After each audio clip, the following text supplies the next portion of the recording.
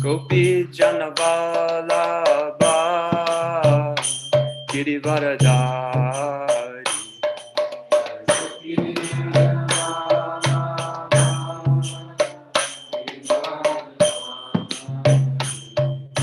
Gopi Janavalabha Girivaradari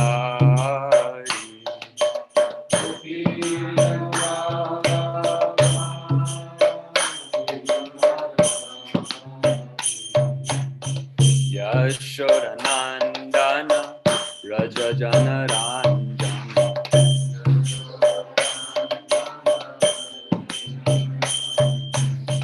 Yashodanandana Rajajanaranjana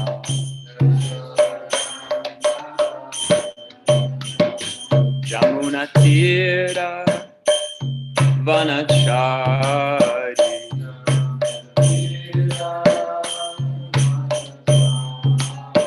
Jamunatira Vanachari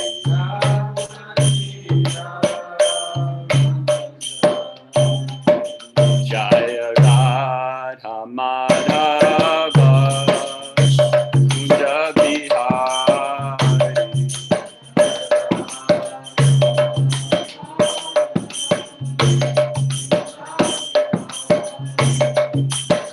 Gopi Jana Vallabha Girivaradari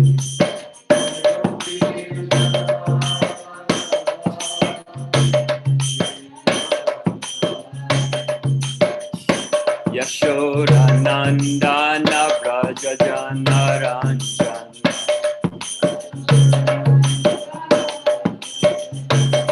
Jamunatira Vanachari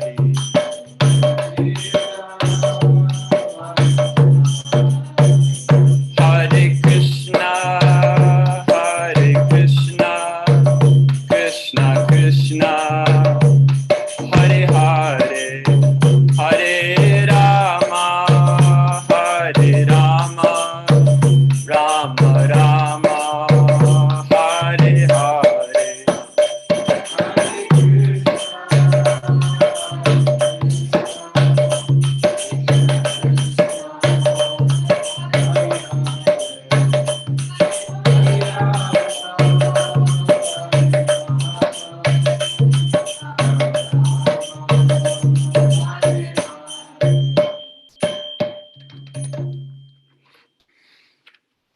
Om Namo Bhagavate Vasudevaya Om Namo Bhagavate Vasudevaya. Om Namo Bhagavate Vasudevaya Om Namo Bhagavate Vasudevaya. Om Namo Bhagavate Vasudevaya.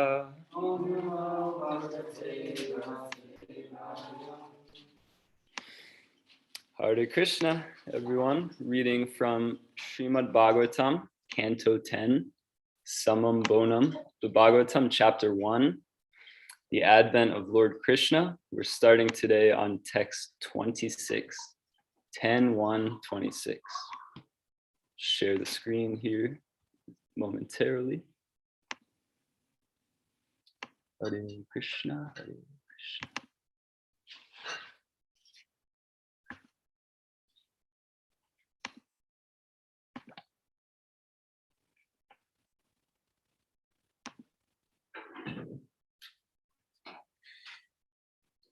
Text 26, translation. Shukadev Goswami continued, after thus advising the demigods and pacifying Mother Earth, the very powerful Lord Brahma, who is the master of all other Prajapatis and is therefore known as Prajapati Pati, returned to his own abode, Brahma Loka. Text 27. Formerly, Shorasena, the chief of the Yadu dynasty, had gone to live in the city of Mathura. There he enjoyed the places known as Mathura and Shorasena. And text 28, our verse with the purport for today. Rajadani tata sabut sarva yadava bujam mathura bhagavan yatra nityam sanihito harihi. Translation. Since that time, the city of Mathura had been the capital of all the kings of the Yadu dynasty. The city and district of Mathura are very intimately connected with Krishna, for Lord Krishna lives there eternally. Purport by His Divine Grace, Srila Prabhupada Ki Jai. It is understood that Mathura city is the transcendental abode of Lord Krishna. It is not an ordinary material city, for it is eternally connected with the Supreme Personality of Godhead. Vrindavan is within the jurisdiction of Mathura, and it still continues to exist. Because Mathura and Vrindavan are intimately connected with Krishna eternally, it is said that Lord Krishna never leaves Vrindavan. Vrindavanam prityaja padam ekam nagachati. At present, the place known as Vrindavan in the district of Mathura continues its position as a transcendental place, and certainly anyone who goes there becomes transcendentally purified. Navadvip Dham is also intimately connected with Vrajabhumi or Vrindavan. Srila Narottam Das Thakur therefore says, Shri Goda Mandala Bhumi Jeva Jane Chintamani Tara Hoy Vrajabhumi Vas. Vrajabhumi refers to Mathura Vrindavan, and Goda Mandala Bhumi includes Navadvip. These two places are non-different. Therefore, anyone living in Navadvip Dham, knowing Krishna and Sri Chaitanya Mahaprabhu to be the same personality, lives in Vrajabhumi, Mathura Vrindavan. The Lord has made it convenient for the conditioned soul to live in Mathura, Vrindavan, and Navadvip, and thus be directly connected with the Supreme Personality of Godhead. Simply by living in these places, one can immediately come in contact with the Lord. There are many devotees who vow never to leave Vrindavan and Mathura. This is undoubtedly a good vow, but if one leaves Vrindavan, Mathura, or Navadvip Dham for the service of the Lord, he is not disconnected from the Supreme Personality of Godhead. At any rate, we must understand the transcendental importance of Mathura, Vrindavan, and Navadvip Dham. Anyone who executes devotional service in these places certainly goes back home, back to Godhead, after giving up his body. Thus, the words Mathura Bhagavan Yatra Nityam Sanihito Harihi are particularly important. A devotee should fully utilize this instruction to the best of his ability. Whenever the Supreme Lord personally appears, he appears in Mathura because of his intimate connection with this place. Therefore, although Mathura and Vrindavan are situated on this planet Earth, they are transcendental abodes of the Lord. Om Jnana Timirandasya Jnananjana Shalakaya Chakshurun Militam Ena Tasmai Shri Gurave Namaha. Shri Chaitanya Manobhisham Stapitam Yena Bhutale Swayam Rupa Kadamayam Dadati Swapadantikam Mukam Karoti Vachalam Pangum Langaya Tegirim Yat Kripa Tamaham Bande Shri Gurum Dinataranam. I offer my respectful obeisances unto the lotus feet of my spiritual master, the deliverer of the most fallen, by whose mercy the lame can cross mountains and the dumb can speak eloquently. Hare Krishna, devotees. Super grateful and honored for this opportunity to speak together about Krishna and Krishna consciousness. And I kindly ask that you please bless me and pray to Krishna that this discussion may be beneficial for our spiritual life, and that we may explore some things which will be practical that we can take away and utilize today and moving forward to come closer to Krishna. So there's one specific sentence here in the purport that will kind of be guiding our discussion. Let's see. Thank you, Prabhu.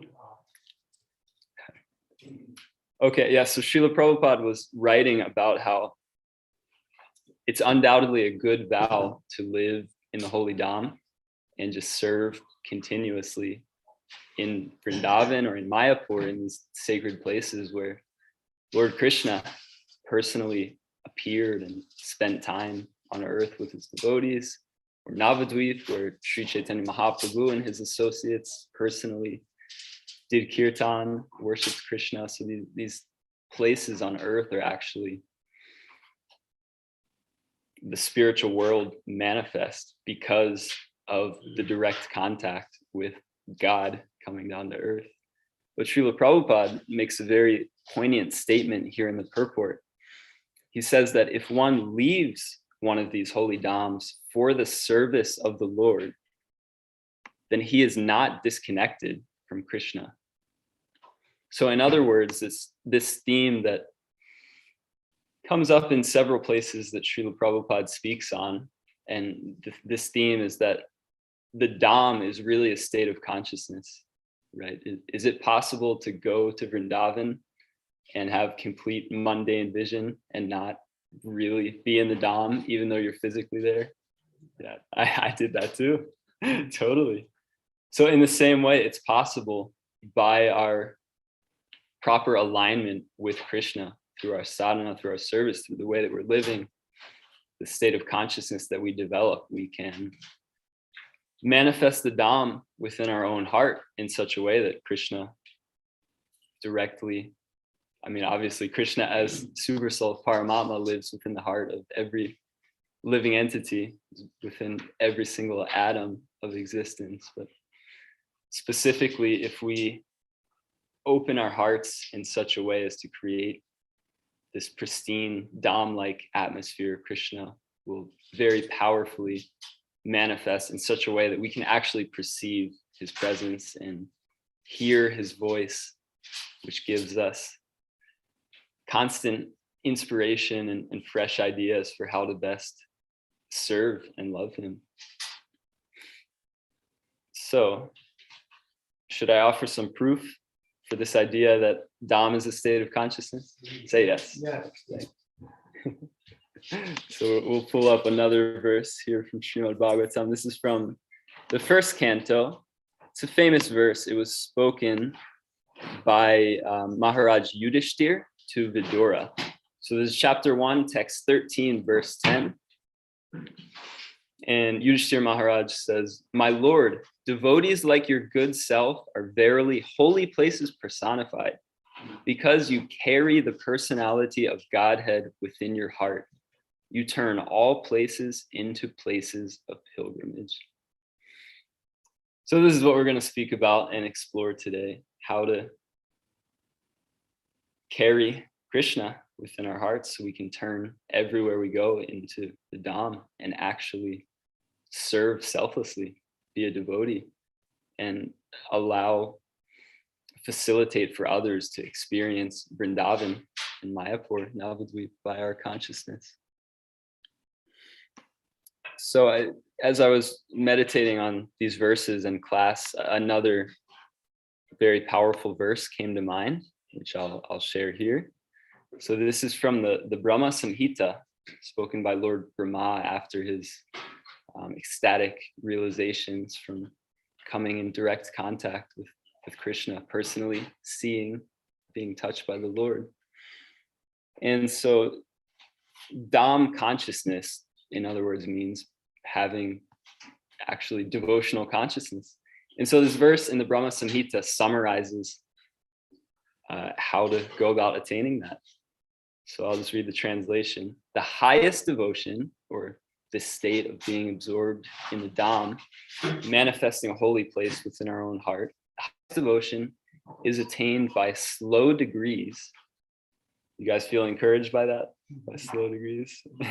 Makes me feel a little bit better about my own state of devotion. The highest devotion is attained by slow degrees by the method of constant endeavor for self-realization with the help of scriptural evidence, theistic conduct, and perseverance in practice. All right, so we're gonna hone in a little bit on each of these 3 points: that constantly endeavoring for self-realization, theistic conduct, and perseverance in practice, as it connects with this theme of Dham consciousness, holy place consciousness within the heart. So this first point or instruction spoken by Lord Brahma is to constantly be endeavoring for self-realization. So in a single word, you could sort of sum that up as attention and utilizing our attention properly. So we're going to go into these 3 brief points, and they all start with the letter A. So first one's attention. So I was thinking it's like the AAA battery to ignite spiritual consciousness, spiritual alignment. I like these little things to make it easier to remember. So what's the first A? Attention.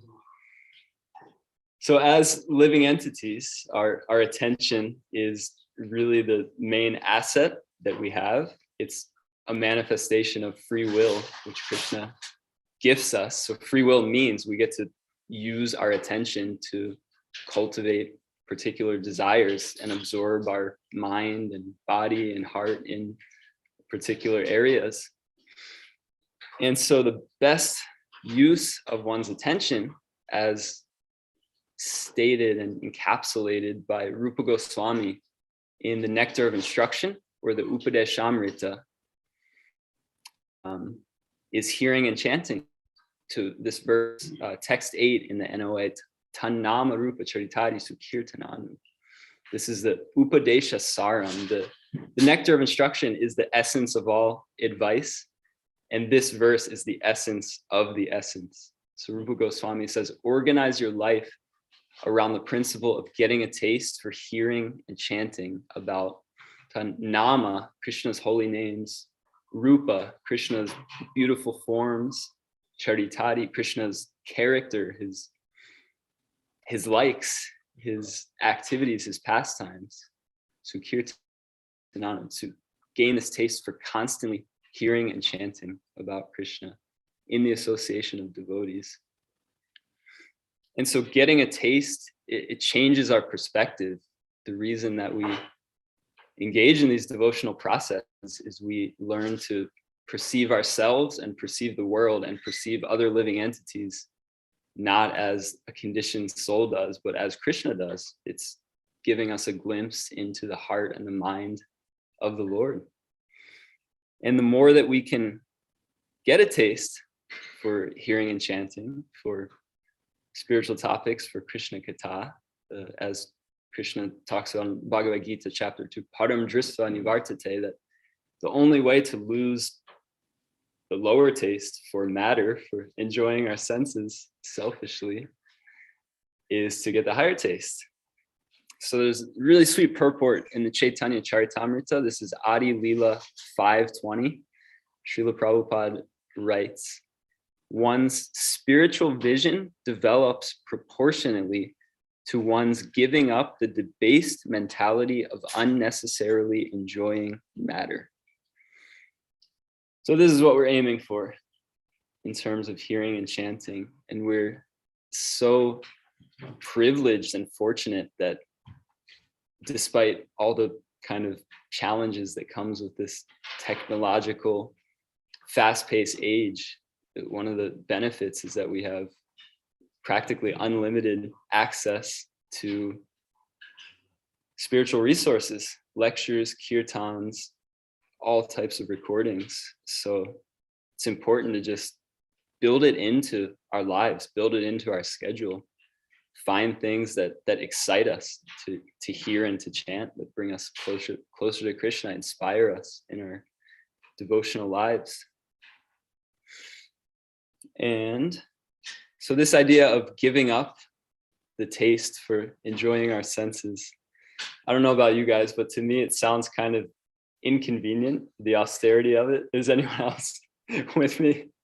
Yes. Like, one person. It's difficult, yeah. And in that way, it's inconvenient because it's what we're conditioned to. So sometimes the mind, the uncontrolled mind says, no, just keep doing it. It's like, it's just too hard. It's not worth the trouble, the inconvenience to do all this austerity, wake up early, chant attentively, read properly.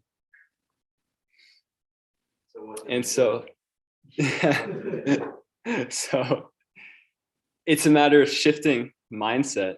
So yeah, it is inconvenient to take the austerity, to be a sadhaka, develop that lifestyle. But you know what's more inconvenient is being controlled by the mind and senses, and practically in Krishna's words in chapter 6, living with your own worst enemy, your mind, dictating and urging you in all kinds of directions that don't serve you or anyone else. So that's the real inconvenience. So if we choose our inconvenience and preemptively say, okay, I'll discipline myself, I'll inconvenience myself to take the austerity, to practice Krishna consciousness through setting up routines and safeguards and disciplines in my life, then we overcome the inconveniences of matter and the urges of the mind and senses. It's like the other day on Sunday at Radha Govinda's here in Brooklyn, Kavi Chandra Maharaj gave class, and he was speaking about similar concept. He said, you fight the battle internally, preemptively with your own mind. So you make your mind your friend. And then the external battle of engaging with the material world calms down because you've already duked it out in your own mind. So those are some thoughts on the first A of the AAA battery, the spiritual connection. So that's attention. And yeah, maybe one final thought is that, again, attention is related to desire, because ultimately what we desire, we give our attention to. So even if we don't have a strong desire to be as Krishna consciousness as we know theoretically, philosophically that we should, means we make an extra effort to pray, Krishna, please allow me to feel eager to do sadhana, to chant your holy names, to serve devotees. And Krishna reciprocates with that. He says it over and over in Shastra, as all approach me, I reciprocate. So we pray like that. Krishna, I don't feel a strong desire, but please, I want to feel a strong desire. Please manifest it. So the second A relates to this part of that Brahma-Samhita verse, how to attain the highest devotion. And this phrase was given, theistic conduct, acting like a theist. And so this word starts with A that I thought of is appreciation. A theist is someone who knows, not just theoretically, but actually lives the truth that they're not the center of reality. And that manifests in appreciating others as parts and parcels, dear souls to Krishna, servants of Krishna, whether or not they know it.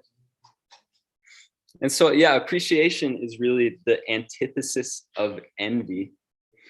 Srila Prabhupada often, that's how he would describe the spiritual world. Vaikuntha, the spiritual world, means the place where there's no envy.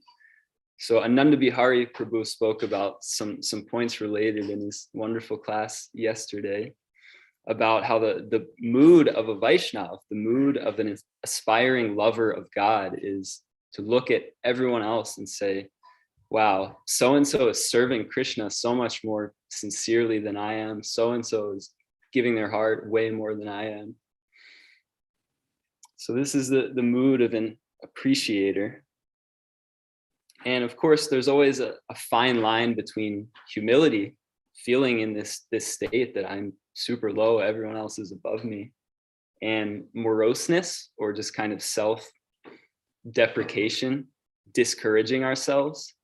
And so the way to stay above that line and experience humility and not self-deprecation is to actively express those feelings through appreciating Vaishnavas. It's one thing to internally have these thoughts and these feelings. It's a whole nother thing when you go up to a devotee and say, Prabhu, I have so much appreciation for you and the way you engaged in this service, because this and this that I noticed, and I feel really inspired. And in doing that, as Voltaire said, Appreciation is a wonderful thing because it makes what is excellent in others belong to us as well. By opening our hearts to devotees in that way and appreciating them, the contents of their own hearts, the good qualities that they possess, flow outwards and gradually begin to awaken, plant seeds in our own hearts.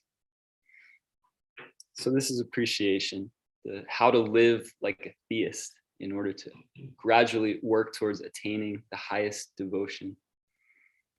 And appreciation, ultimately, the more we build this muscle of appreciation, the more it manifests through service, the more enthusiasm and empowerment we'll feel and experience with which to drive our service. So that was the second A. First one was attention. Second one, appreciation. Awesome. So the final point relates to that final phrase in this verse from the Brahma-Samhita. It says, perseverance in practice in order to attain the highest devotion. And so the A word that this relates to is attitude. We can only be persistent and persevere and remain determined in devotional service if we have the proper attitude. And it's said, there's a secular saying that your attitude determines your altitude in life. And similarly, Srila Prabhupada writes in the Nectar of Instruction, the preface, that the advancement of the devotee is proportionate to having the proper attitude. So what is the proper attitude of a devotee? I took this little catchphrase from a friend that I heard a few weeks ago. He came up from it, but he said, Bhakti Yoga is the process of making a daily declaration of dependence. You guys have heard of the Declaration of Independence, right? Mm-hmm. So we're not so into that. We're daily waking up and declaring, Krishna, I am fully dependent on you. I can't do anything without your empowerment, right? Bhagavad Gita, we learn, Krishna says, I am the ability in man. Any good qualities that we might have, it's only by Krishna's gifting it to us, and he could withdraw it at any moment. So accepting that and acknowledging that and having this attitude of gratitude to Krishna and dependence on Krishna, constant prayer, is what drives advancement. And another aspect of the attitude relates to a very powerful verse in the Bhagavatam, which is often described as kind of the quintessential mood of a Vaishnava, the quintessential perspective that a devotee should have. And that is a verse in the 10th canto, 14th chapter, text 18, 10:14:8. Yeah, text 8. So it's Tat Te Nukampam Susamikshimanu, Lord Brahma. Again, we got some nectar spoken by Brahma in this class, but he speaks that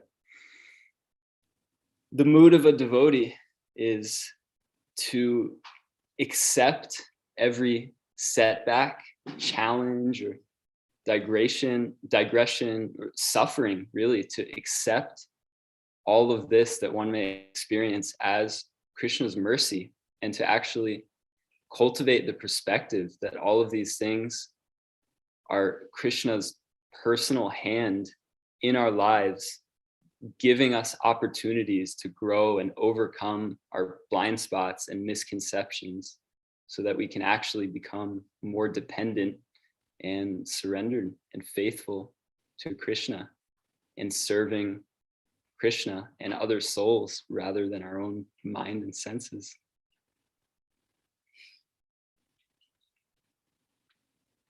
So obviously it's much easier said than done. It's a whole different ball game when you're kind of in the heat of some intense suffering, some intense purification. All of a sudden it doesn't sound as attractive to have that perspective and really be able to fully believe it and have firm conviction. So it's important in those cases to make sure we hang out with people who do, have that perspective, because yeah, whoever we associate with, we become like. So their realization, their faith will rub off on us. So this Attain attitude that everything that is happening by Krishna's arrangement, and it's perfectly tailored to purify me in order to bring me closer to true devotion, true love to Krishna, with which I can then actually love other living entities, be satisfied with my relationship with Krishna, so I can actually give and not need pleasure or gratification or to take from other jiva souls. And so, yeah, one final point on attitude, then I'll end for some reflections, is Prabhupada's mood of thinking big for Krishna. And I think this is kind of encapsulated in a catchphrase that Vaisheshika Prabhu has recently been speaking about a lot and really advocating. And this phrase is, assume it can be done. It means have faith in Krishna. If we think that we're so fallen, we're so hopeless that we can't possibly become a pure devotee, that's actually not, that's a lack of faith in Krishna. I mean, as well as ourselves, but ultimately that's us dissing Krishna. Does anyone actually want to do that? And so rather the mood is, I'm so fallen, but Krishna is so powerful. He's given devotee association, all of these sacred literatures, the Shastra. So it is possible. Otherwise, Krishna wouldn't be this invested. He wouldn't say the things that he says in the Bhagavad Gita. So assume that by Krishna's grace, by Krishna's empowerment, if I align myself with it, I can gradually, as this verse in Brahma-Samhita says, gradually by slow, steady degrees, I can become a pure devotee. Nonetheless, I can be empowered to serve Krishna. So these are some brief thoughts on developing Dham consciousness, a holy place within the heart, so we can actually grow closer in developing pure love of Krishna and become servants. And so again, this AAA battery to spiritual alignment: attention, appreciation, and attitude. So at this point, love to open it up if any devotees have any points they want to reflect back or anything you'd like to add. Questions? Arjun Prabhu?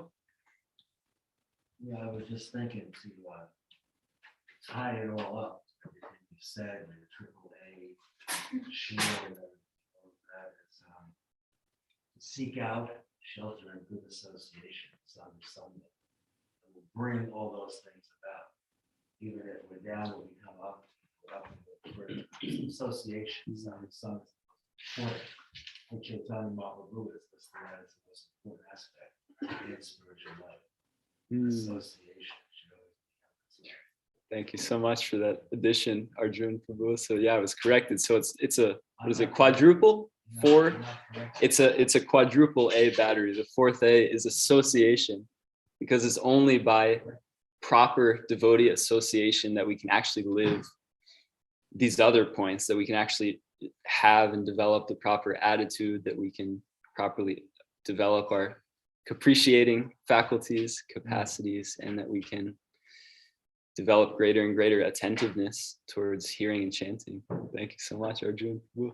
Anyone else like to share anything in person or on Zoom? Yes. Just reflecting that important point you made. Whoa. This is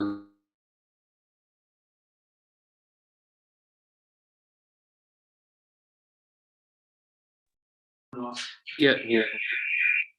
The important point you made about how sometimes humility might deteriorate to the point of self-deprecation, and how if we don't balance that out without the other point you made about how I may be unqualified and fallen and full of mistakes, but Krishna is so wonderful. How wonderful is Krishna that he cares about and can carry what you lack, preserve what you have. And Krishna is so wonderful that he can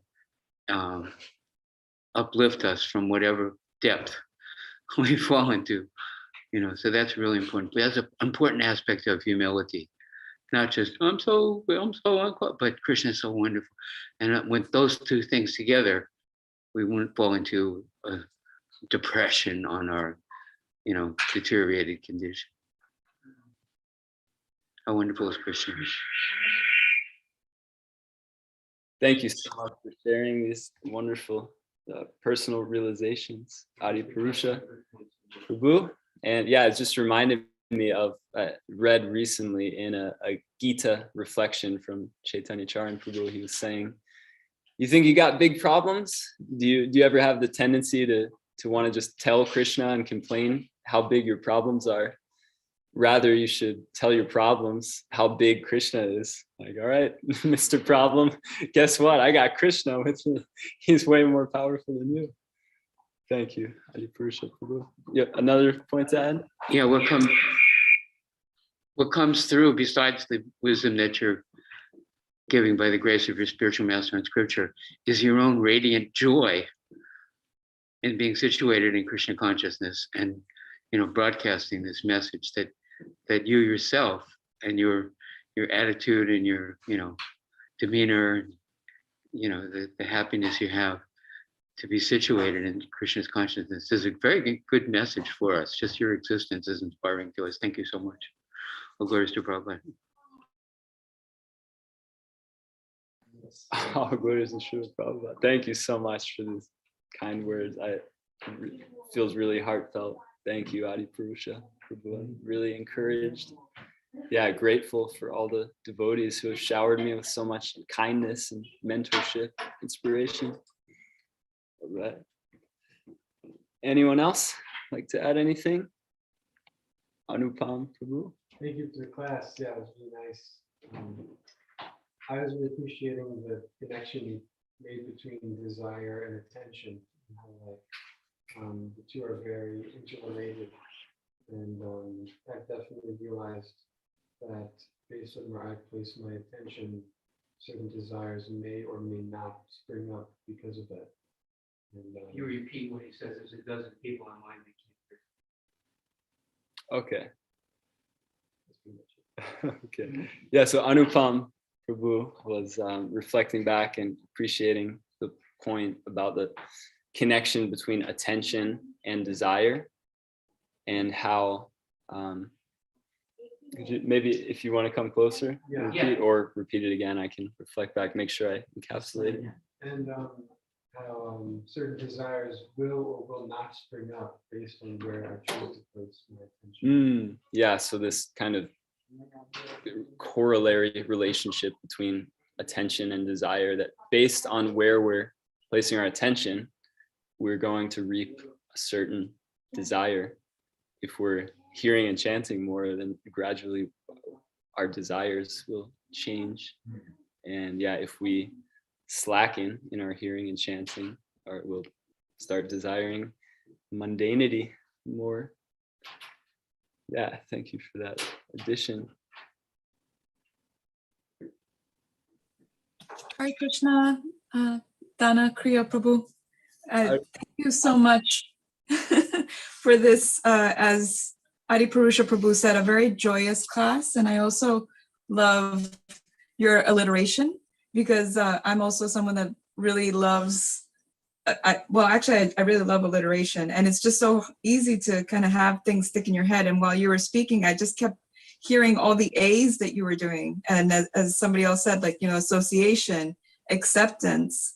And then when you said about appreciation, appreciation can be not only the, giving that appreciation to someone of that positive feedback, but it's also another word that can be used for that gradual change, right? So there, another devotee a couple of classes ago said that Vaisheshika Prabhu says, whatever you appreciate, appreciates.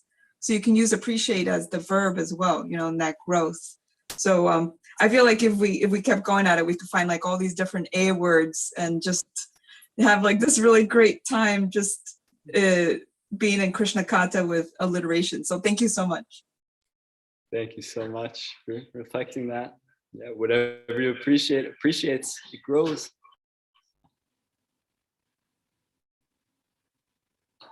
got a minute or two left. What time do we end? Close it any time. Okay. No, I have a quick reflection. Hold it. I was thinking about the AA people, and 12-step. yeah, 12-step people. Yeah, they're very deep people. And I was thinking, so we first have to become AA in the sense that we have to acknowledge that we have a problem. I have a problem. My name is Alex. I have a problem. And then we have to acknowledge that we cannot overcome the problem without an intervention, daily sadhana, and it's the higher power that's doing the job. And then we can progress to AAA, 4A. So it's wonderful. I like the A game. Thank you. Thank you so much, Ananda Vihari Prabhu. Yeah, we gotta bring the A game for Krishna if we actually want to be empowered. Didn't Krishna say that letters use the letter A? He does, yeah. Chapter 10, the opulences of the absolute. Nice, yeah. So the first A before we can even, live any of these others, as Ananda Vihari pointed out, is acknowledgement. We have to acknowledge that, we're materialists. We've been absorbed and conditioned to gratify our senses instead of Krishna. By that. Time in Mahaprabhu, we start a spiritual life by saying we are a fool.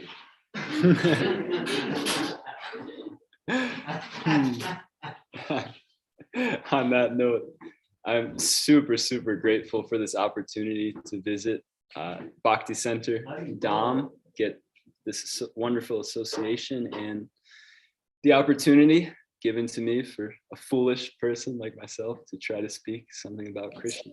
Thank You you. got 3 minutes. 3 minutes left. Tell us about how you joined the movement. Okay.